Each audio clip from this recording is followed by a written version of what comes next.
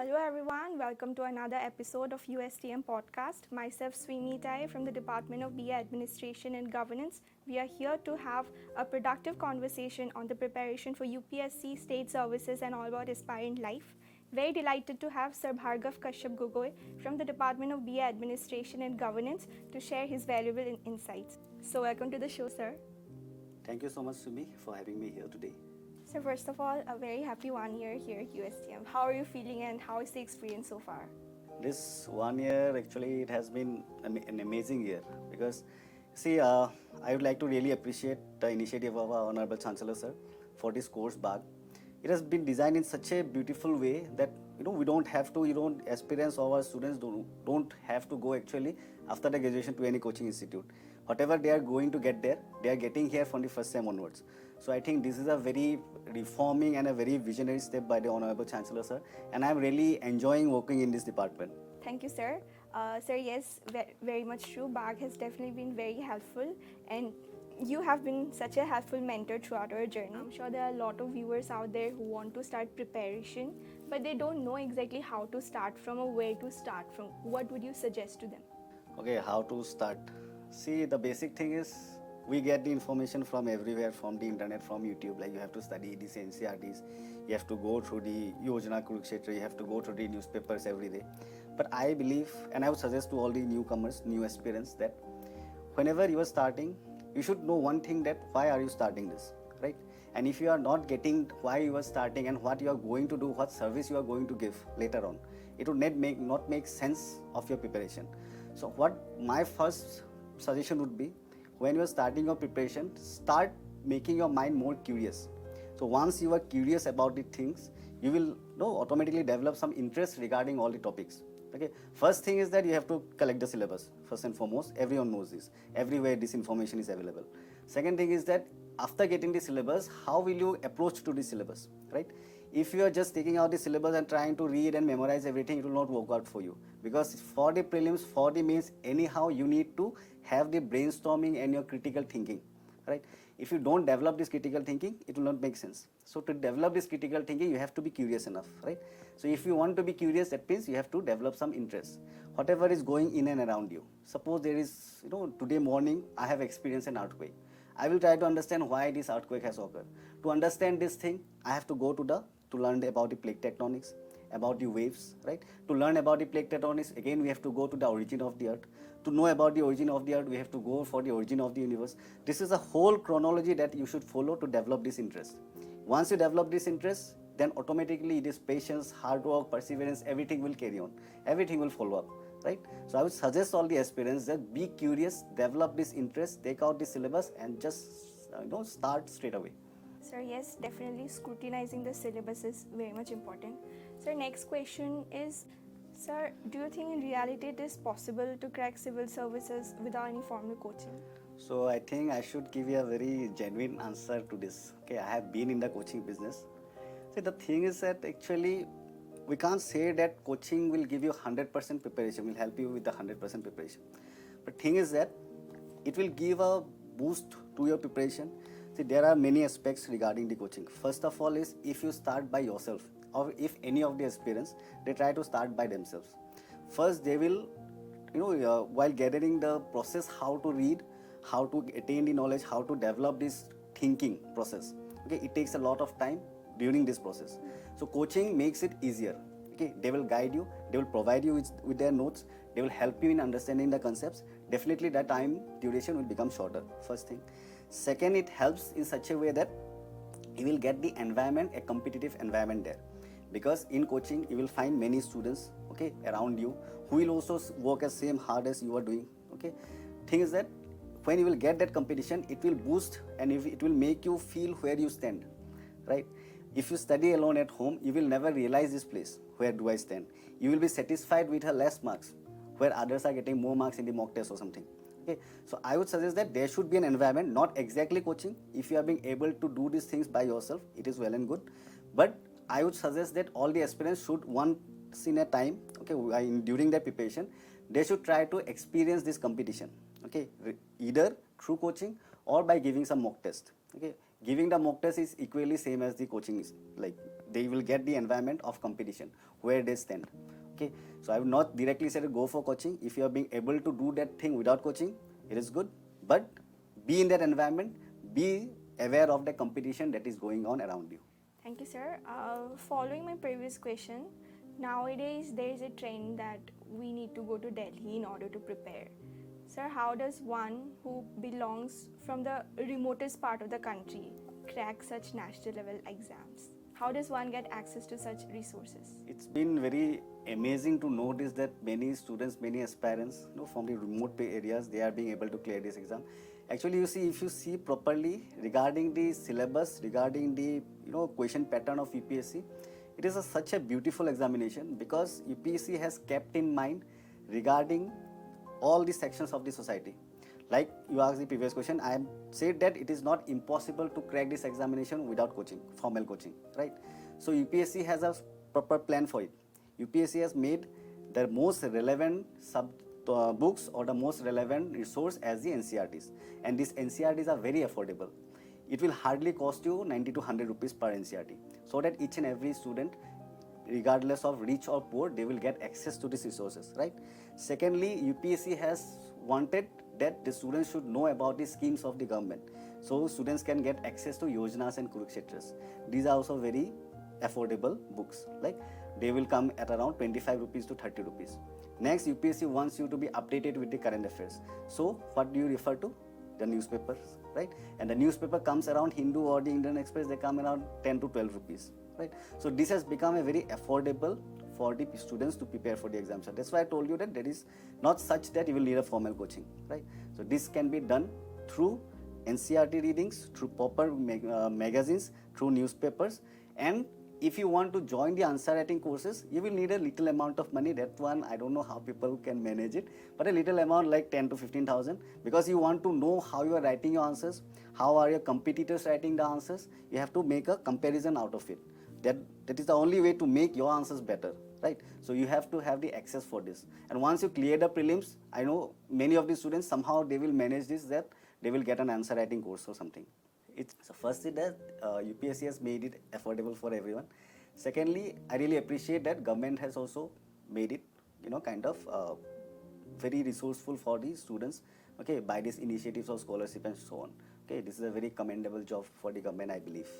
Sir, I'm sure you've watched a lot of toppers videos where they claim that they've just read NCERTs.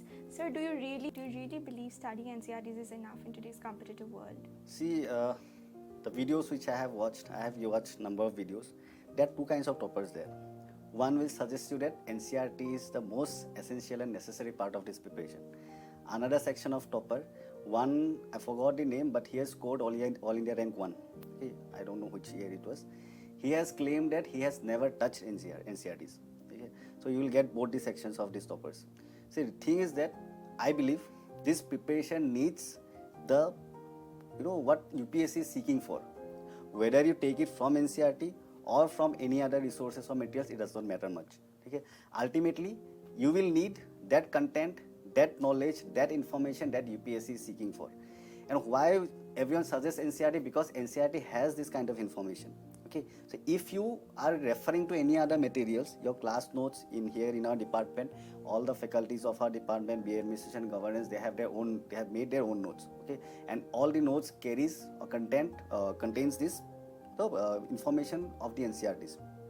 Okay.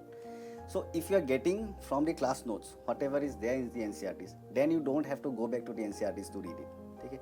If you are not getting it, then it is must that you have to refer to the NCERTs. Ultimately, thing is that the information that has been given there, it is the most authentic and the genuine information. I will tell you one thing, there is a misinformation of data regarding the thickness of the oceanic crust and continental crust. This kind of data is always being considered authentic in the NCERTs. So it becomes indirectly that NCERT is a must. But if you are getting the same information, same content in some other materials in your class notes, then you don't have to go back to the NCERTs. Okay? But in NCERT, even a small words matter a lot. In the last year, I think in 2023 UPSC mains, there was a question of geography regarding George, FJORDS. Okay, there was a very little information in the NCERT about George. That only just the term was been mentioned there. but the question was being asked in UPSC. Okay, so it becomes, you can see how important the NCERTs are. Okay, so if you are getting the same information in other materials, then it is okay. But if you are not getting, that means you have to go through the NCERT once in your preparation. Okay. Yes, sir, definitely. When I've noticed a lot of common questions, even in prelims, which can be easily scored by reading NCERTs. Sir, coming to the same statement, sir, it is said that for UPSC or any other national exams, you have to study everything under the sun. Do you consider it as a fact or a myth? No, it is definitely not a myth. Okay, if you go through the questions of the last 10 years, I think mains is okay because mains is based on the syllabus. Whatever syllabus UPSC has designed, mains question will almost like, no, it has been designed in the syllabus. But for prelims, okay, you will never know what questions are being asked. First of all, for to prepare for the prelims, you have to go through the main syllabus. Secondly, you have to be updated with the current affairs. Third, you have to know what are the key areas where the government is giving maximum of their interest or their focus. These are the 3 areas that you can prepare. Fourth, you will never know what is the interest of UPSC or where the questions are being asked. Okay, so to know about these things, like I tell you, like now the news is about the one nation, one election, right? So UPSC could ask not about exactly one nation, one election, but indirectly it might ask you about the article involved if it is actually going to happen. What are the amendments that needs to be done in the constitution? Which are the articles that need to be amended? So UPSC will not ask regarding one nation, one election. UPSC will ask regarding Article 83. UPSC will ask regarding Article 172 or 174. Okay, that are ultimately related to this news. Okay, so you have to be smart enough how to decode the kind of trick of UPSC. So it is not exactly under the sun, but you can pretend to be it exactly under the sun because you never know where it is asking. One of the way to know is that whatever is going on in news related to it, we can prepare everything there. Sir, what is your opinion on this current stereotype stigma associated for being an aspirant, that you need to stay away from social media, you need to cut yourself from having a social life? Don't you think it will rather have a psychological impact on that student? It is a big concern regarding the mental health, right? See, I always suggest that be sincere with your preparation, don't become serious with your preparation. There is a very thin line between the sincerity and seriousness. So serious are patients, sincere are aspirants, right? So in order to be sincere, you have to be smart enough that you need to do smart work. See, if you are in social media, you have to be mature enough to know that, responsible enough to know that you don't have to waste 30 minutes or 1 hour, more than 1 hour in social media, right? If you are doing that, that means you are not matured enough to crack this examination or not even to prepare for this examination. Okay, so this is very important that at least half an hour or 1 hour every day you give to that work or to that hobby which you like. I suggest the student that if you want to dance, you dance for half an hour, 1 hour every day, because you don't need to get so much into it that you become serious instead of becoming sincere, right? If you want to talk to someone, talk with that person for half an hour, 1 hour, right? I even suggest that if you want to scold the wall, just shout at the wall for half an hour. If you are feeling so much anxiety, so much aggressiveness inside you, but don't destroy or don't harm any other person, right? If you are doing it in front of the wall, it is well and good. Okay, it will keep yourself that you are throwing out or you are bringing out your this aggressiveness. Okay, so this is very important. In fact, I tell students to watch movies and web series once in a month or once in 2 months. Okay, I will tell you how it is very interesting. I will tell you how you can relate to. In the recent few years, I saw a movie known as Jai Bhim. Okay, many of the people say that it should be sent to the Oscars. So how you can relate your preparation with this movie? If you watch this movie properly, you will see how you can relate with the UPSC preparation. First of all, this movie will tell you what is habeas corpus. Okay, you have studied in your polity, right? Under Article 32, there are 5 writs of the Constitution. One is habeas corpus. You will understand what is habeas corpus. Secondly, you will understand what is custodial deaths. In the movie, it is being shown about custodial deaths, how the one lower caste people was being, had died in the police custody or something. It was in great news in 2020 or 21, okay, regarding the custodial deaths. You will know about custodial deaths. You will be knowing about the social structure, about the caste hierarchy, these people which were being known as the from the Irula tribe of Tamil Nadu, I guess, they are being considered as untouchables there. So how they are being punished, they are being given false allegations, and they were being put behind the bars. You will understand the caste hierarchy and also about the untouchability or the practices that are being going on in the society. So this is how you can relate a good movie to your preparation. Okay. In fact, if you watch some web series also, recently I was teaching in your semester itself, I was teaching about the organized crime. So I was asking about the counterfeit currencies. What is counterfeit currencies? Then I tried to refer to a web series known as Fuzzy. That is being shown how the counterfeit currencies are being sold in India, right? So if you can relate these things, then your mind will be active, your mind will be fresh, as well as there will be a correlation between the entertainment and between your preparation. This correlation needs to be maintained, and you have to be smart enough that you don't waste much of your time in these things. Okay, that maturity should be brought by yourself. Okay, if these are being dealt together, I think this stress, this anxiety, this trauma, the students can get rid of. Sir, thank you so much for your responses. These are actually some of the questions that are not really much talked about. These are not really much under the normal limelight. Thank you so much for your valuable opinions and thoughts. Thank you so much for coming here. Thank you so much, Swimi. Actually, I am surprised with your questions. Normally, I thought that you will bring questions how to study geography, how to study economics, how to deal with the problem of CSAT. But actually, these are some of the questions. Actually, I am feeling good in addressing these questions because not many a time we get such an opportunity to discuss these issues, right? Regarding the mental health of the student, regarding the importance of NCERTs, regarding the lack of resources in the remote areas, right? So this has really motivated me because I felt very grateful in addressing these questions. Thank you so much for inviting me here, Swimi. Thank you so much, sir. So BAAG. BAAG is basically a 3-year degree program where we are taught the entire UPSC syllabus in 6 semesters. And since I took here admission back in 2022, 2.5 years ago, I have been immensely grateful to all the experiences and guidance this department has provided me.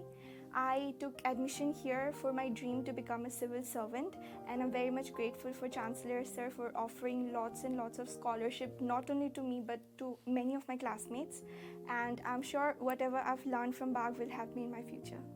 Thank you so much for tuning in. I hope you found this conversation valuable and productive and informative. Thank you.